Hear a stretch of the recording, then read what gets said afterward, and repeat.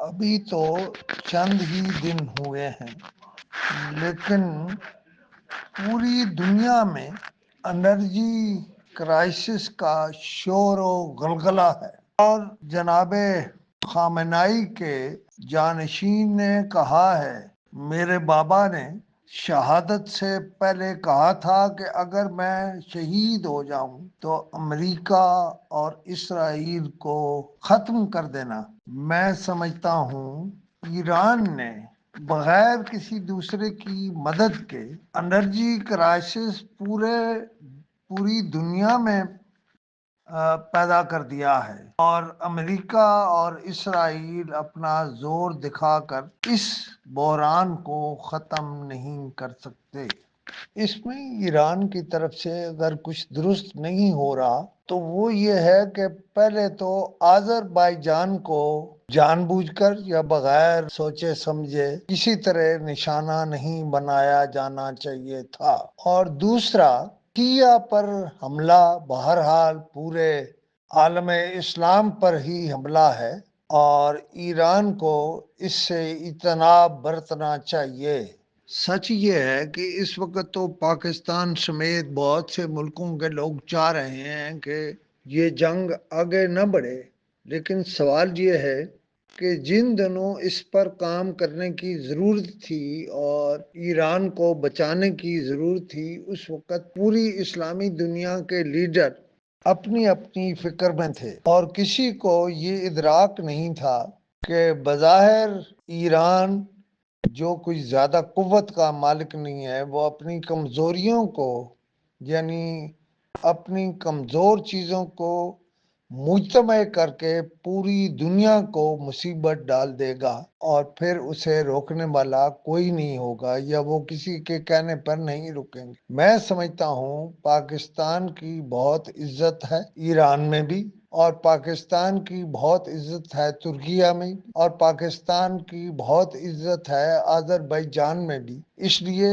Pakistani leadership کو صبح و شام ایک کر کے اس جنگ کو رکوانا چاہیے، ورنہ ہم جناب امام مہدی کے ظہور کی طرف بڑھ رہے ہیں۔ اس میں اسرائیل اور امریکہ کا جو ہوگا وہ شاید ہم سب کو معلوم ہے۔ سب جانتے ہیں کہ ایران بعض چیزیں مان گیا تھا، لیکن شاید امریکیوں اور اسرائیلیوں، خاص طور پر یہودیوں کے ذہن میں یہ تھا کہ وہ شاید ایران کو بزور قوت روک لیں گے، لیکن اب انہیں مصیبت پڑی ہوئی ہے، اور رات ہے اور دن ہے۔ کئی باتیں سامنے آ رہی ہیں جو امریکیوں اور اسرائیلیوں نے کبھی سوچی بھی نہ تھی کہ ہمارے ساتھ یہ ہوگا اور ایران اتنی قوت سے ہوگا۔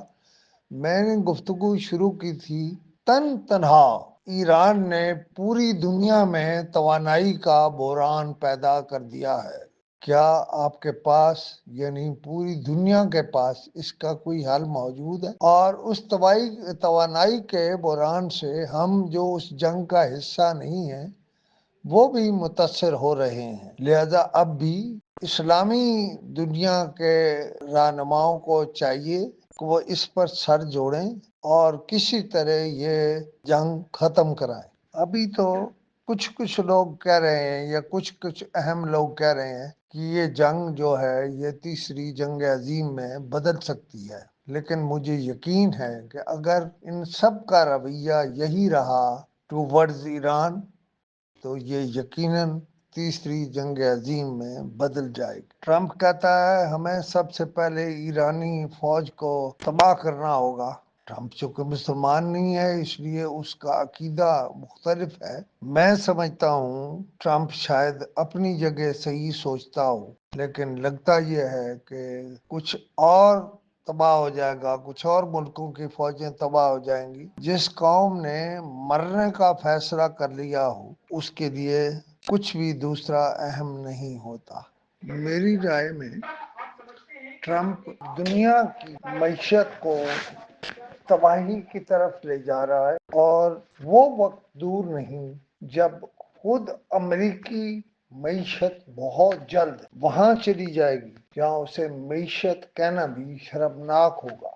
یہ بنیادی طور پر امریکہ کا ایجنڈا نہیں ہے، یہ یہودی ایجنڈا ہے، اور پورا امریکہ یہودی نہیں ہے۔ اس وقت دنیا میں سب سے غیر مقبول آدمی ٹرمپ اور نتن یاہو ہے۔ ٹرمپ اپنی پیدل فوج لے کر ایران آنا چاہتا ہے، لیکن ایران کی قیادت اسے للکار کر کہہ رہی ہے کہ آؤ، ہمارے بیٹے تمہارا انتظار کر رہے ہیں۔ ٹرمپ اپنی پیدل فوج لے کر ایران آنا چاہتا ہے، لیکن ایران کی قیادت اسے للکار کر کہہ رہی ہے کہ آؤ، ہمارے بیٹے تمہارا انتظار کر رہے ہیں۔